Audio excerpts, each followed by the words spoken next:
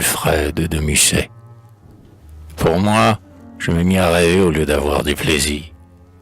Simoncourt, Obermann.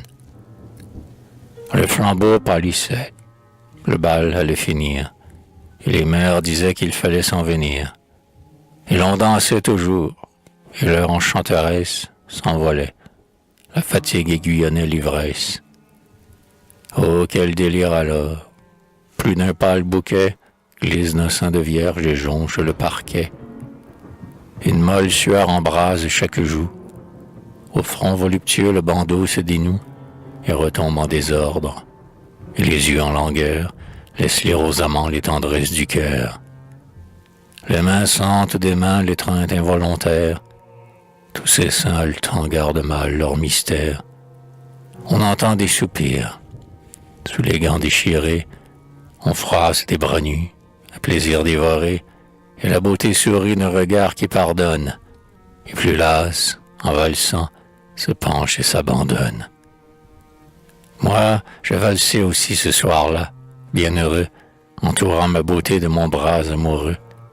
Sa main sur mon épaule, et dans ma main sa taille, ses beaux seins suspendus en mon cœur qui tressaille, comme à l'arbre ses fruits, quand d'un accent bien doux, que je suis là, Samy, dit-elle, asseyons-nous.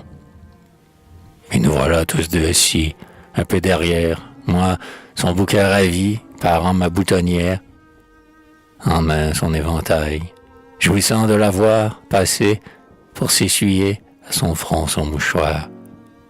Et la trouvant si belle, et la jambe si fine, petite, en corset noir, à la taille divine, aux yeux, aux cheveux bruns, et la croyant à moi, mon cœur bondissait d'aise et j'étais comme un roi. Mais cette voix bientôt, qui sans cesse s'élève, du milieu des plaisirs pour gâter notre rêve, s'éleva dans mon cœur et me dit, « Jeune amant si plein d'espoir, pèse bien ce moment, et jouis bien de cet instant rapide. Mire ton front si pur ce flot si limpide, car le flot va courir, et je te le promets, ces 5 minutes-là ne reviendront jamais. Non, quand cette beauté, pour tes rivaux si fiers, à toi se donnerait dès demain tout entière, quand 1000 autres bientôt, pris à ton amour, voudraient dans tes cheveux se baigner tour à tour, et passer à ton cou leurs chaînes adorées, quand beaucoup, vers le soir, dans les bois rencontrés, pâles s'en reviendraient au logis tout pleurant, et mourraient, et prieraient pour ton âme en mourant.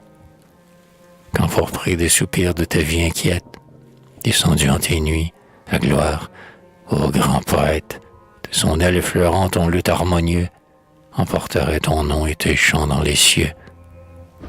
Non, dans tous ces plaisirs, dans ces folles merveilles, tu ne reverras pas 5 minutes pareilles à celles de ce soir. Oh, retiens-les longtemps, cœur gonflé d'avenir, amant de 17 ans. Ainsi parlait la voix dans mon âme oppressée, et moi, silencieux, écoutant ma pensée, par degrés je sentais la tristesse arriver. Oubliant de jouir, j'étais près de rêver.